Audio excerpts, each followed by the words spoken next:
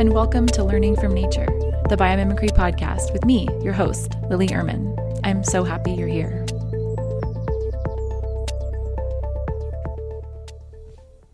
We are a very new species on planet Earth. Our non-human neighbors have been around much longer than us, and we have so much to learn from them. The beautiful and brilliant natural world is an endless source of inspiration, and in this podcast, I aim to explore what we can learn from life around us, share how this field is being practiced globally, and equip you all with the tools necessary to tap into nature's genius. If you are unfamiliar with the term biomimicry, great! We will dive into what it's all about today. If you already know about biomimicry, awesome! I will be interviewing folks in the biomimicry field who are applying this exciting practice to their career, projects, perspective, and life. This space is for everyone. Before I jump into today's topic, a little about me. I grew up in the Bay Area and also lived in the desert of Southern California for a few formative years. I went to undergrad at the University of California, Santa Cruz, where I majored in environmental studies. During these years, I was an active member of the Student Environmental Center and the Sustainability Office. I fell in love with the climate movement and the community of people who are working so hard to create change. But I was also heartbroken by the state of the world and often very frustrated and overwhelmed by it all. The doomsday narrative of climate chaos consumed me, and I felt hopeless. In 2014, I attended a Bioneers conference and first heard about biomimicry. Side note about Bioneers, if you have the chance to go, definitely go. I've been every year since, and it never disappoints. One of the speakers was describing the Biomimicry Design Challenge, where teams of students had created ingenious and important solutions inspired by other organisms. These ideas, some of which seemed so simple and based on existing strategies found in nature, could change lives in communities around the world. A light bulb went off for me.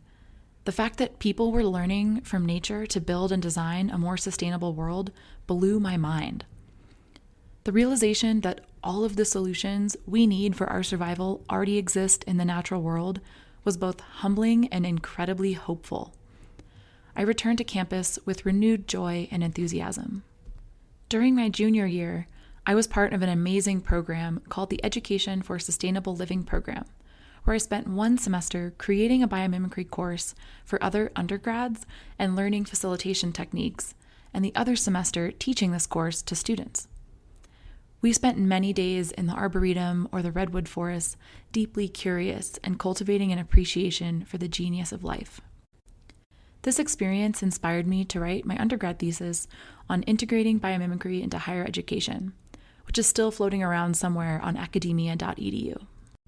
Anyway, this was the start of my biomimicry path, and it eventually led me to Phoenix, where I worked at the Arizona State University Biomimicry Center and helped to launch one of the world's first undergraduate programs in biomimicry. I was also completing the ASU Biomimicry Master's program during these years and cultivated an incredible network of biomimics around the world. I got to work with and learn from Dr. Dana Baumeister, who is an incredible force of change in the biomimicry field, and one of the co-founders alongside Janine Benyus of Biomimicry 3.8, the globally recognized consulting firm. Dana, if you're listening, thank you. And you rock.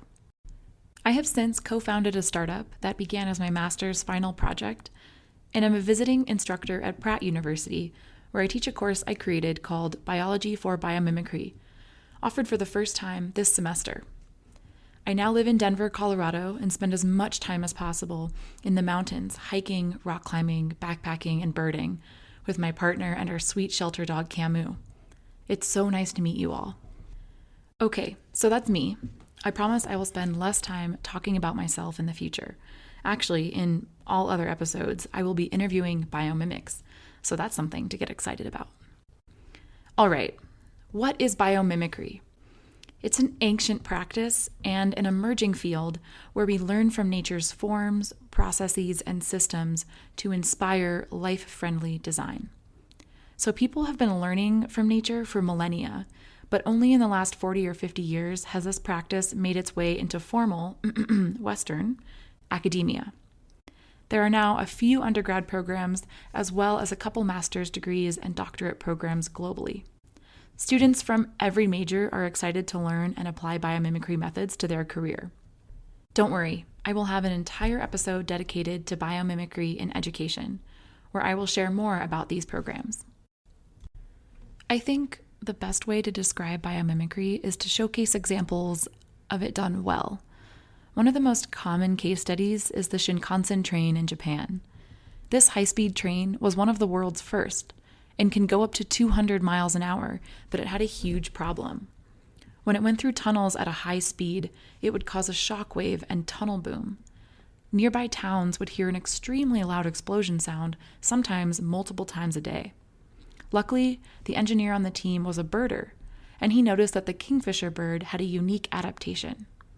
These birds hunt fish and are able to dive into water without creating any splash.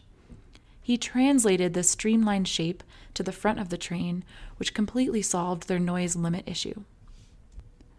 The Shinkansen train also adapted the efficient shape of owl wings to the attachment mechanism and penguin bellies to the bottom of the train.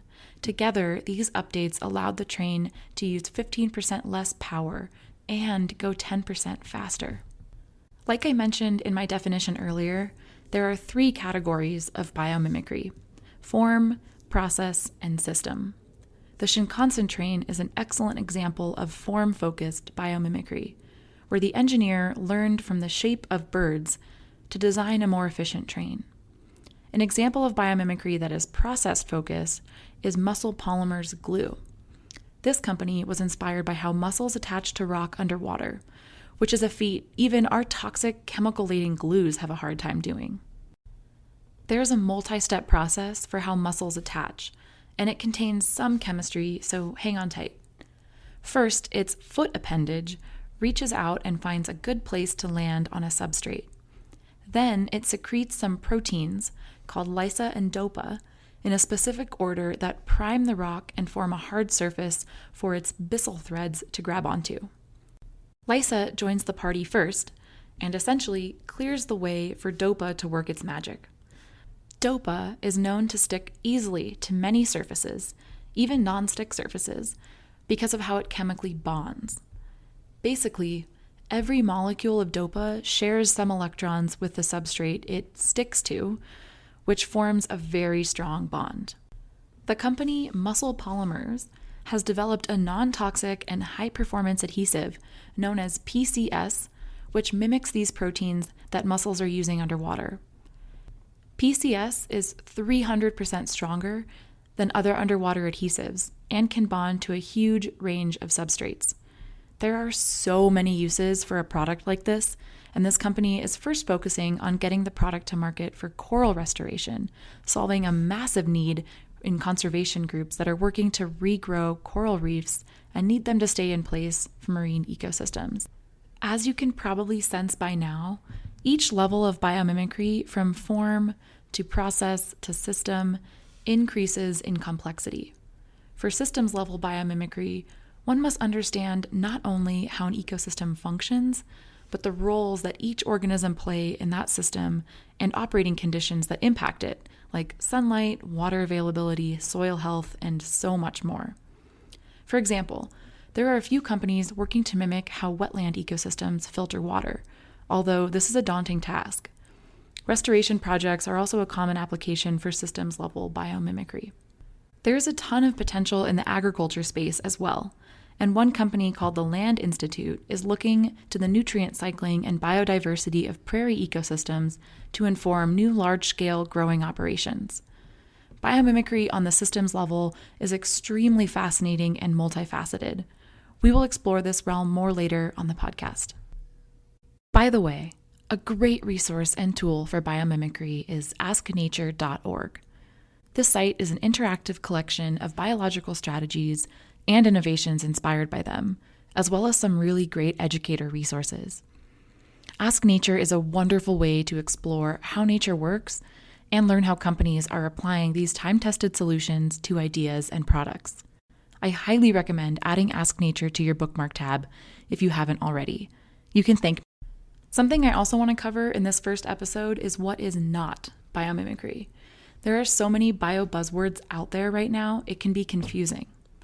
I often hear people discuss these terms alongside biomimicry and want to offer some clarification right at the beginning so there's no confusion later on. I do not mean to imply that these fields are not important or they do not still contribute to the greater effort of sustainable and regenerative design. This is a good opportunity to take a moment to define both sustainability and regenerative design before we move forward. Sustainability, by definition, is the ability to be maintained at a certain level. And with the climate movement, it focuses on meeting our needs without compromising the ability of future generations to meet their own needs. Regenerative design, alternatively, is focused on a whole systems approach and emphasizes processes that restore and renew their own sources of energy or materials. Basically, sustainability is about doing less bad, and regenerative design is about doing good and creating more positive impacts down the line. I want to note that both sustainable and regenerative design are complex and important topics, and we will definitely explore them in more depth in future episodes. Anyway, here are some terms that are not biomimicry, but they can still be really cool and equally as important in designing our future. Biomorphism is mimicking only how something looks rather than its function. When done well, biomorphism can include architecture that has artistic elements which look like organic patterns or natural materials. Biomorphic design can be really beautiful and evoke a sense of our connection to nature, but most of the time, ultimately, it does not have a deeper functionality.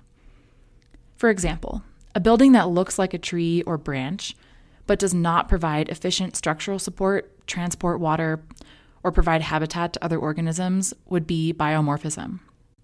However, biomorphism is related to and builds upon biophilia, which is our innate tendency to seek connections with nature and other forms of life. The biophilia hypothesis was popularized by E.O. Wilson's book Biophilia, which was published in 1984 and has since become a revolutionary practice of integrating nature into the built environment and every aspect of our lives. We will cover biophilia and explore this exciting topic in a future episode. Bioutilized is when we use something directly from nature to accomplish the design's goals. An example of bioutilization is the company Ecovative's mycelium packaging. This biodegradable foam-like material is created using fungi and is an incredible alternative to styrofoam, which cannot be recycled or composted and will just continually break into smaller and smaller pieces that end up in waterways and ecosystems around the world. So Ecovative's packaging is a really amazing product, but it is not biomimicry. It is bioutilization.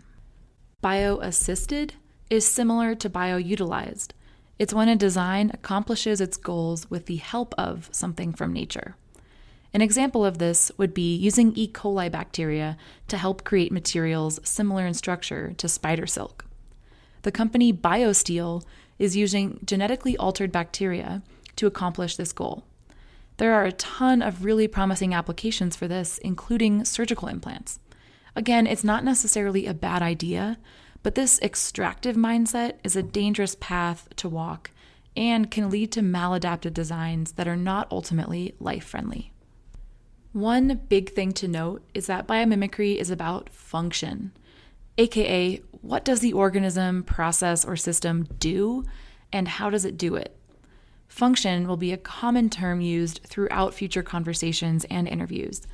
But don't worry, we will discuss it in more detail throughout this podcast. It helps to think of function as the part of the sentence that would complete, quote, how does nature blank?